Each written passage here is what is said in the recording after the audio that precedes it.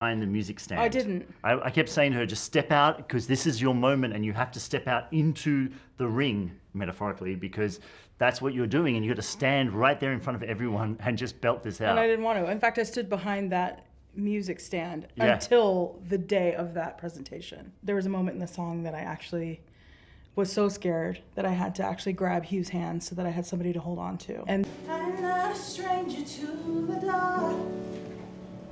Hide away, they say, 'cause we don't want your broken parts. I've learned to be ashamed of all my scars. Run away, they say, no one will love you as you are.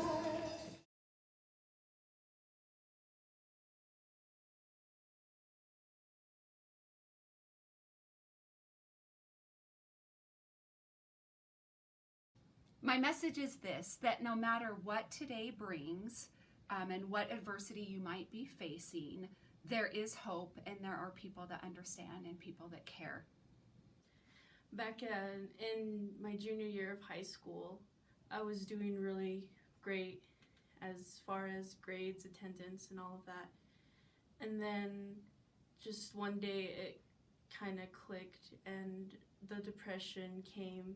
I don't like telling my own personal story, but I feel like it needs to be told. Back when I was in 5th grade, we moved, and I wasn't very happy about it because I had a bunch of friends. And that's kind of where my problem started. When I moved up there, I went into this new church, this new ward, and there was one kid specifically. I was bullied pretty hard by him. He's part of that reason. I don't like telling anybody anything because of him. I began feeling very, very depressed when I entered 8th, 9th grade. And that was really hard because mental illness was not something that was discussed in my house or in my community. So I didn't understand what I was feeling. I was born with a deformity called hemifacial microsomia, and it's under the spectrum of Goldenhar syndrome. I was born without my right ear, and it's given me some problems with my jaw. This is what it looks like. Yeah, I can't hear sometimes, and sometimes I get self-conscious about it because I'm like, oh, it has been hard sometimes. My story started when I was in 8th grade. I got a case of the flu. It was called influenza A. It laid me up in bed for about 2 or 3 months. I couldn't go to school. I could barely walk by myself without breaking into a cold sweat. And when that hit, it really turned my life around. I was the girl in high school who, from a distance, appeared to have it all. But behind my smile was a lot of pain, a lot of pain and a lot of anxiety and depression that I didn't figure out until much after high school. When I was in 8th grade at the junior high, I started to go through a lot of depression. I really started my depression in 6th grade, but I didn't really understand what was going on, and so I just kind of handled it badly. My depression and my body image go hand in hand, and when I get really, really depressed, I like what I see less and less. It was getting so bad. I was failing all of my classes. My attendance was going down the hole, and I just couldn't focus on anything but my depression. As my junior year kept progressing, my depression and suicidal thoughts kept getting worse and worse, and it got to the point where I actually tried taking my own life, which was a big mistake now when I look back at it. I got some major depression. Not suicidal depression, but I got pretty upset to the point where I wanted to just leave, like move away from Vernal, leave the church. I hated it, and it was miserable. I sort of channeled all of my self-hatred that I was feeling, and all of my sadness and my numbness. I felt like I deserved to feel pain because of this, because I didn't understand it. So I began self-harming. And this went on for a little over 4 years. I have gone to primary children's since I was born. I go there about twice a year. I go through 10 to 15 doctors, and they're my my pediatric surgeons, my plastic surgeons, my speech therapists, my psychologists. Like I have so many different doctors that I talk to when I go out there. It was like my 8th grade year, I went to the doctor and they were actually getting ready to plan some more surgeries for me to have to fix my ear. And one of my doctors, and his name was Dr. Yamashiro, he sat me down and was just like, listen, Megan, the whole point of these surgeries was to increase your hearing and give you an ear so you could hear and give you a more normal shot at life and whatever. And if we do this surgery, it's all going to be straight for cosmetics. It's not going to fix anything. And the reason being is because I don't have an inner ear. So if they were to go in and give me a new ear, they'd have to reconstruct my entire right side. And so he sat me down and was like, listen, it probably won't work out. And it kind of sucked at first, not gonna lie, because my entire life I'd been going to all these meetings and all these different things with different doctors all over the place to get this fixed and have an ear. And like I could wear sunglasses normally, I could wear earbuds, and it would be totally cool. They diagnosed me with Lyme's disease and systemic lupus. And so my immune system and my body doesn't work together. And it was just a constant battle of whether or not I'm going to be positive or whether I'm going to let it win. There were lots of days where I felt so dark that I didn't think it was worth continuing. I just figured that if I put on a smile and hid behind that smile, then nobody would truly have to know how badly I was hurting inside. And I thought that if I came to school and was perfect, everything would be okay. I was over the top obsessed with obtaining that perfect grade point average and appearing perfect on the outside no matter the cost. When I was in 8th grade, that was definitely the worst because I started self-harming and I started getting very intense suicidal thoughts. I just didn't know what to do, so I told my friends all about it, but then I ended up burdening them and everything just became a huge mess. By the end of the school year, I felt completely alone. I was attempting to take my own life. I was self-harming and I was just in this very, very dark spot, and I felt like I had no one. I felt like I had no friends, and that was really rough for a while. And it's still rough to even think about this day because that's just the worst spot I've ever been in my entire life. I struggled a lot with bulimia. It was like a downward spiral. Like I would start using that unhealthy coping mechanism, then I would feel worse about myself, and then I would do it more, and then it would feel worse. I would talk about it, and I would talk about my issues, but that was more of me just venting versus actually connecting with people.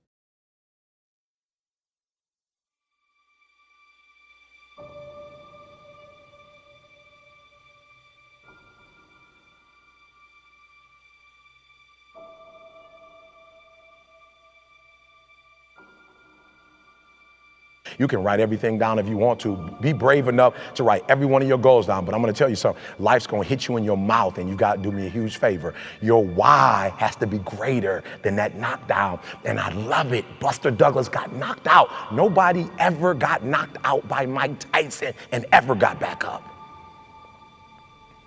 It was almost a 10 count. He was stumbling. They were 4, 3, 2, 1, and ding, ding, ding, saved by the bell. And he goes to his corner. The whole world is like, yep, that's it. Once he comes back out, that's it. Mike's gonna just hammer him. And exactly that. Mike Tyson came out like, I got him. I got this kid up against the rope. Listen to me, many of you right now, life's got you up against the rope. You can't give up. You can't give in. Listen to me, if it was easy, everybody would do it. And if life's got you backed up, I need you to do what Buster Douglas did. Buster Douglas started fighting back. The world was shocked. Goliath has been knocked down. What happened? And they went to Buster Douglas and they asked Buster Douglas simply like, what happened? And Buster Douglas said, listen to me, it's real simple. Before my mother died, she told the whole world that I was going to beat Mike Tyson. And 2 days before the fight, my mother died. Buster Douglas had a decision to make. When his mother died, he could die with his mother, or he made a decision, I can wake up and I can live for mom. And he knocked Mike Tyson out simply because his why was greater than that punch. His why was greater than defeat. His why was greater than his trial and his tribulation. And I'm telling you, if you don't know what your why is and your why isn't strong, you're going to get knocked out every single day. I am a magician in my own right, and we all are. And we have the opportunity to change our perception. And it's through constant positive dialogue that we can do that.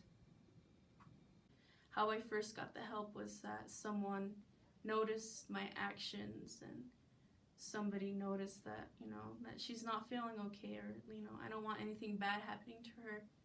And so they referred me to the counseling office here, and that's when it all started. I started looking at the positive things in life, like simple things just like running water or breathing and walking and being able to read. And We can't let bullies define who we are. We got to be our own person. If you like being that geeky, nerdy kid, or the quiet kid, or the really just obnoxious kid, be that kid. Be yourself. Don't let somebody else change who you are and make you who you are. I used to never tell anyone that I was struggling because I thought that it made me weak. There's so much strength in sharing your story, because if someone's struggling and they were where you were 2-3 years ago, you can drastically change their life. If someone had reached out to me and said, the way that you're feeling, it's not strange, it's normal, I can help you through this, you have people who can help you through this, I don't know that I would have made the same decisions, and I think I would have helped myself a little better. Because if I hadn't told someone, if I hadn't taken that first step to do so, I wouldn't be where I am today. I might not even be here today. So I decided to keep it. I decided to keep it the way it is, and I decided that since I was going to keep it the way it is, it would be an even better thing for me to go into the medical field and be a pediatric surgeon just like my doctor, and work at Primary Children's, so that when I do work with little kids, I can be like, hey, I literally have the same exact thing as you do. I get it, like I do. This is who you are, this is what it is. And I still struggle with it quite a bit. It's still a daily struggle. It's still pretty hard to get out of bed sometimes because my body doesn't like to, my body's still recovering. It was going to be my choice to have a good attitude about it, and that I was going to learn from it instead of let it take me with it and let it drag me down to the depths of despair. I had too much that I needed to be here for, and I had too much that I needed to fight for. I wish that I would have been more upfront and honest about my struggles with anxiety and with being depressed, and knowing that you don't have to do it all. You don't have to be a Wonder Woman. I wish I would have enjoyed my time in high school a lot more than I did. After high school, I did definitely sought out counseling and doctors' help. I learned quickly that you can get help and receive treatment and still appear happy, and you don't have to necessarily fake it. But I chose that happiness. I want to be happy. I want to be a person that some others can come to for help and guidance. That's kind of why I've chosen this career path. Learning a healthy way to smile through the bad days is a lot better than just smiling no matter what.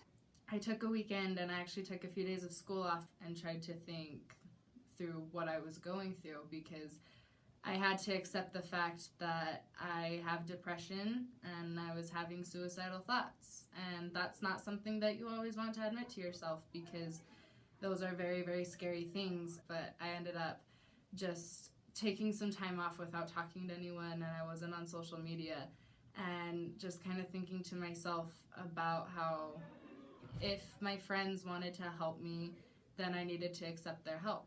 While we're in that rut, we think, oh, no one is going through what I'm going through, or like, oh, no one really wants to hear my stance on this, or no one really cares. That couldn't be more untrue. For me, a lot of my healing came from Emma, and she was someone who I felt comfortable talking to. It's good to talk to people, and through talking to people, you will find people who have similar problems or have gone through the same thing. I absolutely, beyond a shadow of a doubt, know that there is a new tomorrow, and I know that there's more to life than what I am experiencing right now today. Every time I would have a down day or when I would think about killing myself, I would just say to myself, this will pass. This pain wasn't going to last forever. And I didn't know at the time, but a lot of people really loved me. And you always have someone that'll love you no matter what, no matter how difficult things get. There's always someone that's gonna love you. And so I want everyone to know that there are so many options for both treatment and for alternatives to that type of thing. Go on a walk, whatever will distract you. Do your favorite activity, sing a song, go dance in your room. Do whatever will get you out of that mind space for just 2-3 minutes. You have the Hope Squad, you have your teachers and your administration. Just everyone around you is willing to support you, and you'll never know until you reach out. Just don't be afraid to take that first step, because there's nothing wrong with trying to make yourself better and with helping yourself. I've honestly never really looked at it as a disability. It's kind of just always been a part of me. I remember I got up in front of my whole entire class, like my teacher was talking or something, and I was like, hey, I need to tell everybody something real quick. And I stood up and I was like, this is my year, this is what it is, and if you guys have questions, come and talk to me about it. Being open and talking about it and expressing whatever concern I've ever had about it has made it easier to deal with. I didn't want somebody to tell me that I needed medicine or that I needed somebody that I needed to talk to, a shrink as some might say, but it really does affect how you approach life in general, and especially your struggles with depression. And as long as I've looked for it, there's always been somebody that's been willing to help me.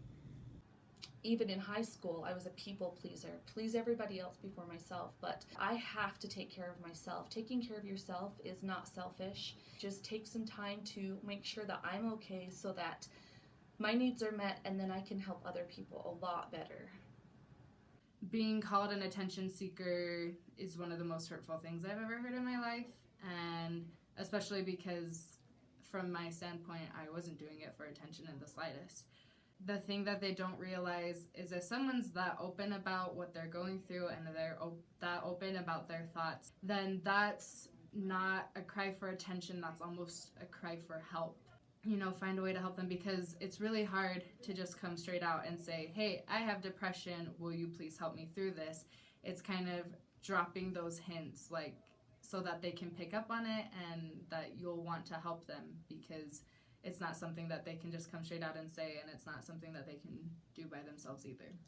There's school counselors for a reason, there's a Hope Squad for a reason, there's just so many people who are there to help, and there is help, and it's not just me and my depression against the world, it's me, and yeah, my depression is there, but there's also loving arms around me to help me, so.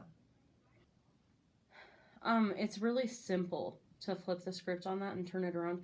That doesn't mean it's easy, but it's simple. You just have to start by taking baby steps and saying, I'm going to do something good for myself today. And when you do that, you'll feel a little better. Then you'll want to do better things for yourself. We're our worst critics.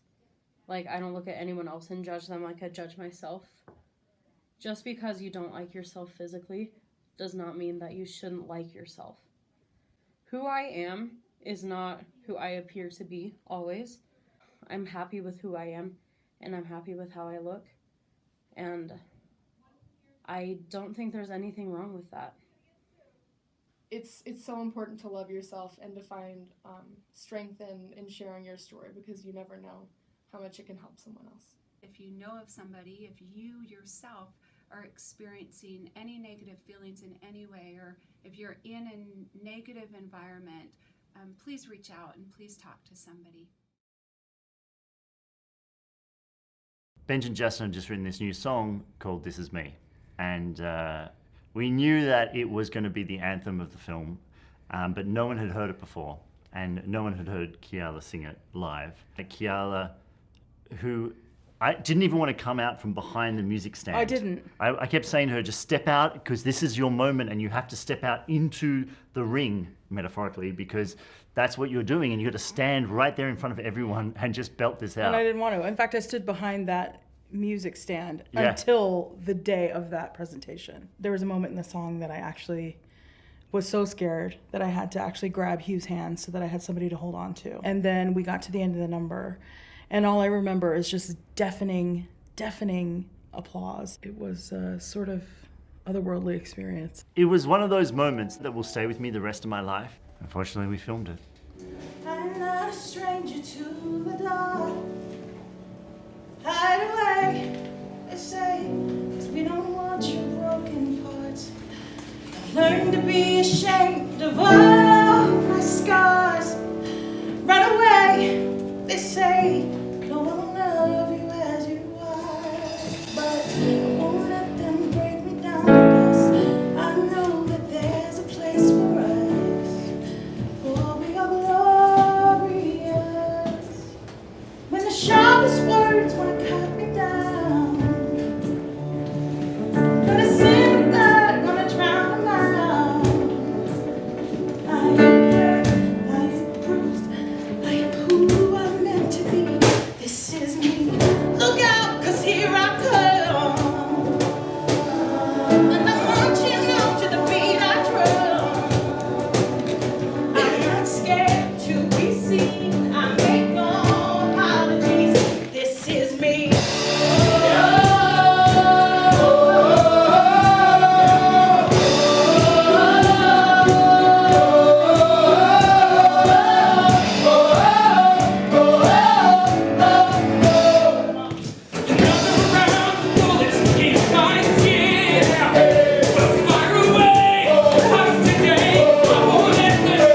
We are burning through the melody, reaching for the sun. We are warriors. Yes, what we are. I won't let them break me down. 'Cause I know that there's a place for us. Oh, we are warriors. And the sharpest words wanna cut me down. Wanna send the blood, wanna drown them out. I am brave, I am bruised, I am who I'm meant to be. This is me. Look out, 'cause here I come. And I'm marching on to the beat I drum. I'm not scared to be seen. I make no apologies. This is me.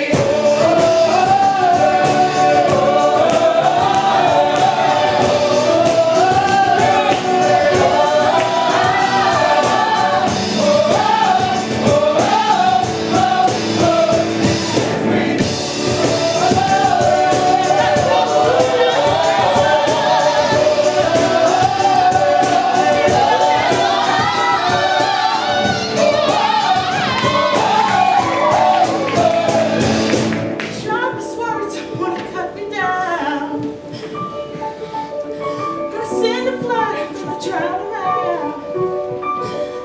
This is brave, this is bruised, this is who I'm meant to be. This is me.